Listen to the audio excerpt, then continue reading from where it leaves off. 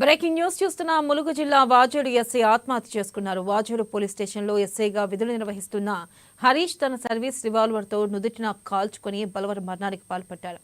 ముళ్లకట్ట సమీపంలోని హరిత రిసార్ట్స్ లో ఈ ఘటన చోటు చేసుకుంది. సమాచారం అందుకున్న పోలీసులు ఘటనా స్థలానికి చేరుకుని పరిశీలించారు. ఎస్ఐ హరీష్ ఆత్మహత్యకు గల కారణాలపై పోలీసులు ఆరాధిస్తున్నారు. ఘటనపై కేసు నమోదు చేసుకుని దర్యాప్తు చేపట్టారు.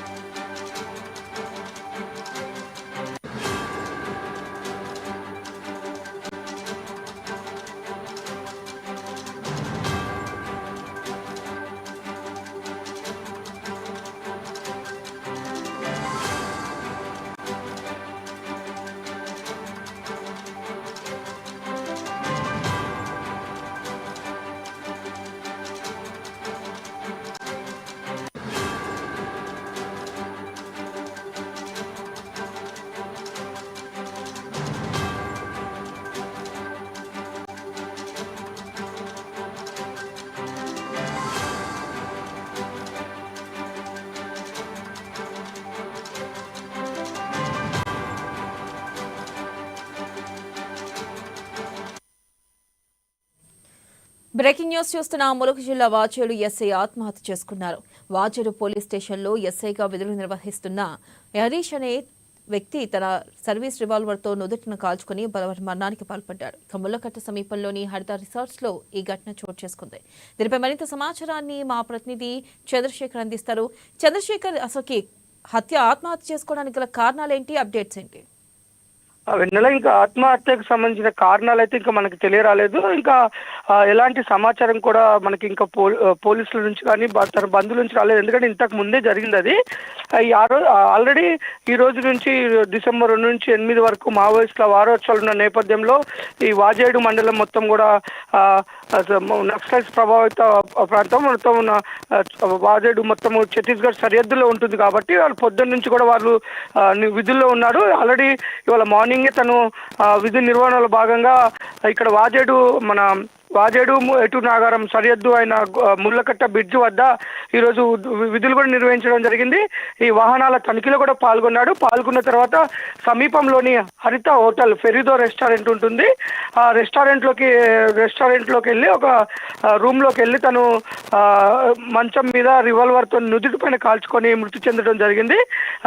ఈ విషయంలో మరి కుటుంబ కలహాల వల్ల ఏమన్నా జరిగిందా లేదంటే ఇంకేమన్నా కారణాలు ఉన్నాయా అనేది మాత్రం మనకి ప్రస్తుతానికైతే తెలియదు. ఒక్కసారిగా ఈ ఘటనతో మొత్తం వాజేడు మండలం మొత్తం కూడా ఇటు ములుగు జిల్లా మొత్తం కూడా నివరపోయిందని చెప్పుకోవచ్చు. ఈ హరీష్ అనే వ్యక్తి చాలా మృదు స్వభావి, అందరితో చాలా మంచిగా ఉంటాడు. ఒక పక్క విధులు నిర్వహణ కూడా తనకు మంచి పేరు ఉంది. అలాంటి వ్యక్తి ఉదయం విధులు కూడా నిర్వహించిన తర్వాత ఒక్కసారిగా తను ఎందుకు ఆ హరిత హోటల్కి వెళ్ళాడు. ఆ హరిత హోటల్లో రూమ్ తీసుకొని వాళ్ళు ఏమైనా వాష్రూమ్ వాడుకుంటారు అట్లా అనుకొని వాళ్ళు ఇవ్వడం జరిగింది. దాంట్లోకి వెళ్ళిన వ్యక్తి సడన్ గా తన రివాల్వర్తో తన సర్వీస్ రివాల్వర్తో నుదుటిపై కాల్చుకొని అయితే ఆత్మహత్య చేసుకున్నాడు. వెన్నెల, హత్య కింద కూడా ఏమైనా భావిస్తున్నారా? దానికి కూడా కారణాలను వెలికి తీస్తున్నారా? ఎలాంటి సంబంధం లేదు. తను సూసైడ్ చేసుకోవడం జరిగింది. ఎందుకంటే తను ఆల్రెడీ అక్కడ అర్థమవుతుందంటే తను సూసైడ్ చేసుకోవడం కొరకే మన దగ్గరలో ఎక్కడైతే ముళ్లకట్ట బ్రిడ్జ్ మీద ఈరోజు ఇది అంతర్రాష్ట్ర బ్రిడ్జ్ కింద దీని ఇక్కడ ఛత్తీస్గఢ్ నుంచి రాకపోకలు వస్తుంటాయి కాబట్టి అక్కడ ఏమైనా అనుమానాస్పద వ్యక్తులను కానీ వస్తున్న వాహనాల తనిఖీ కోసం ఈరోజు తెల్లవారు నుంచి అక్కడ విధుల్లో ఉన్నాడు. ఆ విధుల్లో ఉన్న వ్యక్తి ఎందుకు మరి ఈ విధంగా నిర్ణయం తీసుకున్నాడో తెలియదు. అంతకుముందు మరి తను ఎవరితో ఫోన్లో మాట్లాడా, అసలు ఇలాంటి నిర్ణయం తీసుకోవడానికి ముందు ఎలాంటి సంఘటనలు జరిగినాయనైతే ప్రస్తుతానికి మనకు తెలియరావటం లేదు.